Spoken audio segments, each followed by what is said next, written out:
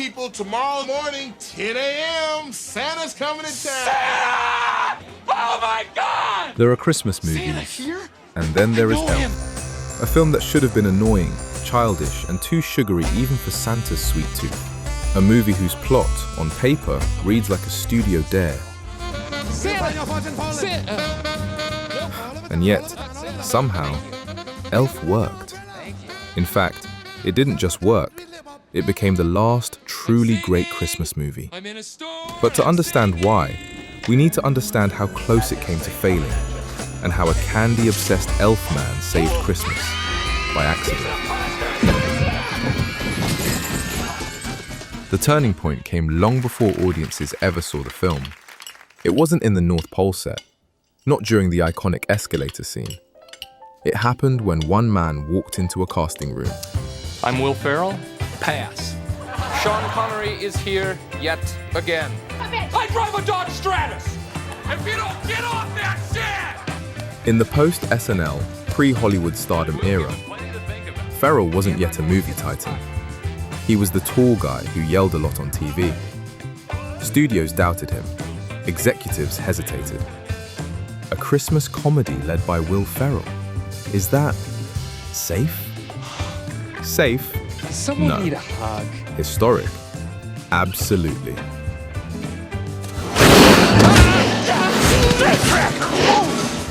I just wanted to hug. Ferrell didn't just act Buddy. He believed in Buddy. Committed so sincerely that audiences didn't laugh at him. They laughed with him. And in that moment, something shifted. I think in a lot of comedies, there's a potential to not invest in the characters.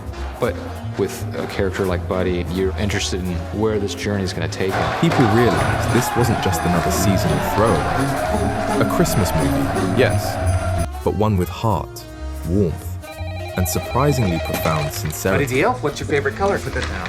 Hello. To appreciate Elf, you have to understand the era that birthed it. The early 2000s were the age of cynical comedies and edgy humor. What would have been your last words to Drew? Run, bitch! Holiday movies? Mostly mechanical cash grabs or Hallmark-like reruns. Audiences were jaded. Irony was king. Emotion was embarrassing. And yet, Elf dared to be unapologetically earnest, naive, bright-eyed, joyful to the point of absurdity.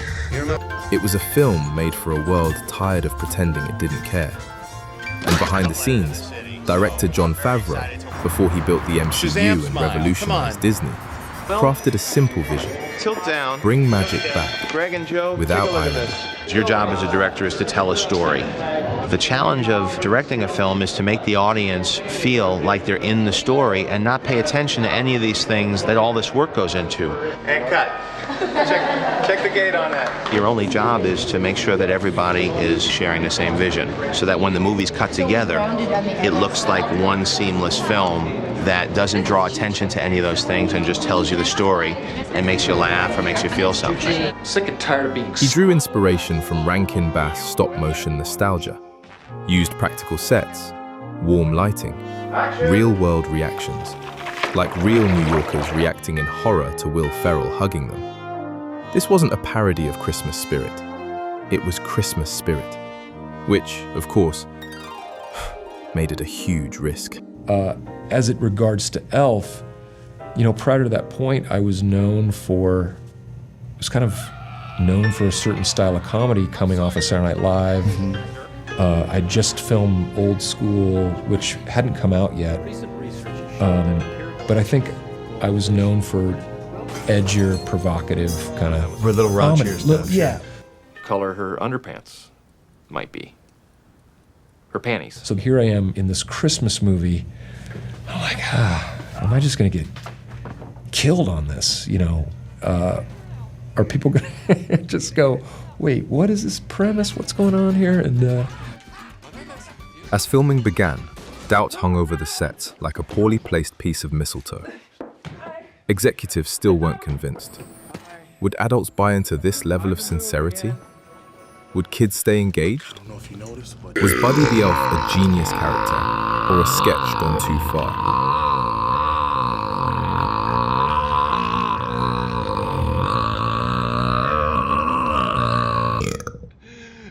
hear that? You are so weird. Then came the score.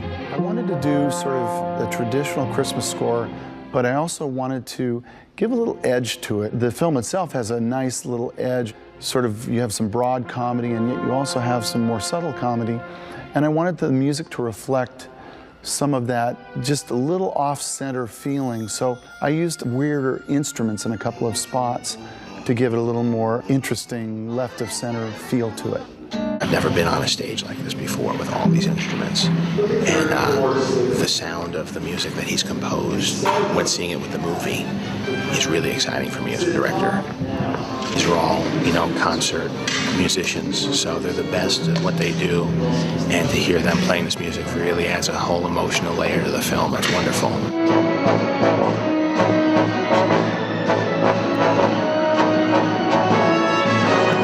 A blend of nostalgic orchestration, jazz warmth, and winter magic.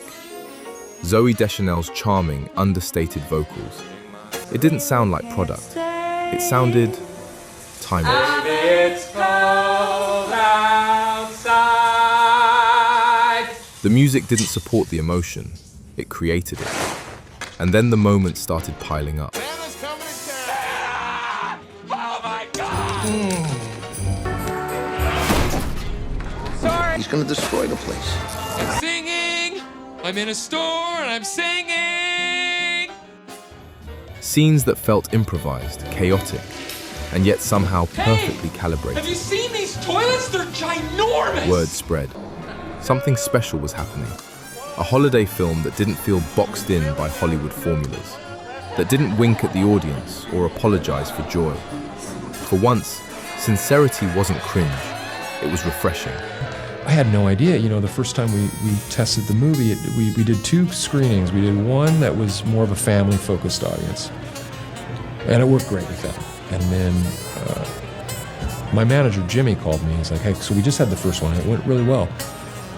But I'm looking at the crowd lineup for the second screening, and it's like a bunch of frat guys from USC.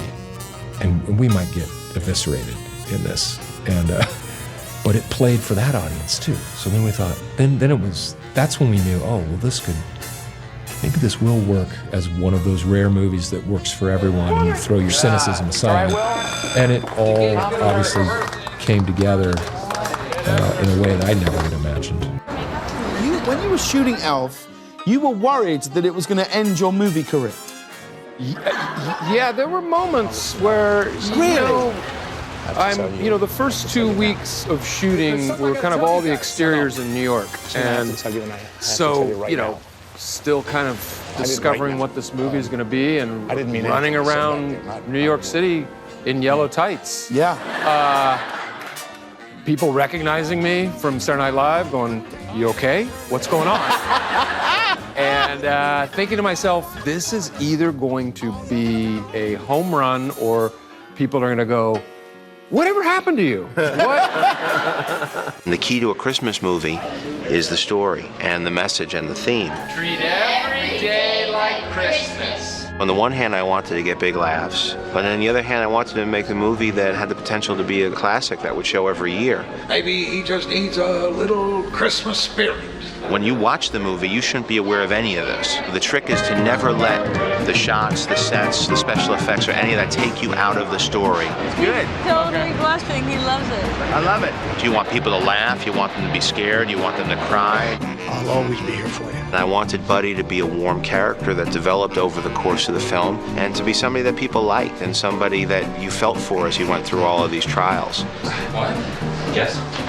It's the Golden Globes calling, John. He's turned in a great performance, and I think that I'll be able to put something really nice together in the editing room. The rule of thumb usually is shoot it the way it's written once and shoot it again with alternatives. I like to savor each of those. Like I'm tiny, like I'm very small. I'm more of a fan of playing comedy as real as possible, as opposed to trying to overtly be funny. This place reminds me of Santa's workshop. Except it smells like mushrooms and everyone looks like they want to hurt me. In a very real and sedate situation, play it big. wide dive out onto you guys. November 2003. Elf hits theaters. And suddenly, the cynicism melts. Tonight is the premiere of the movie in New York City. Families flock to it. College students quote it. Adults who swore Christmas movies peaked with Home Alone quietly smiled. I grew up with Christmas movies, and sometimes they're good, sometimes they're bad, but they're always, people always are in the mood to see a Christmas movie this time of year. But when they're really good, it affects you as you grow up, especially movies like It's a Wonderful Life, where you watch them every year. And I'm just really happy to be involved with a movie that is going to be, one of those Christmas movies that hopefully people will see year after year. The impossible happened. A Christmas film became cool. Not sarcastically, not post-ironically, just earnestly beloved. It grossed over $220 million, became a rotation staple, a meme factory before memes were industrialized. Buddy wasn't just funny, he was iconic. And that third act sleigh scene, where belief literally powers Christmas spirit, the music swells, voices rise, and suddenly, the absurd feels meaningful.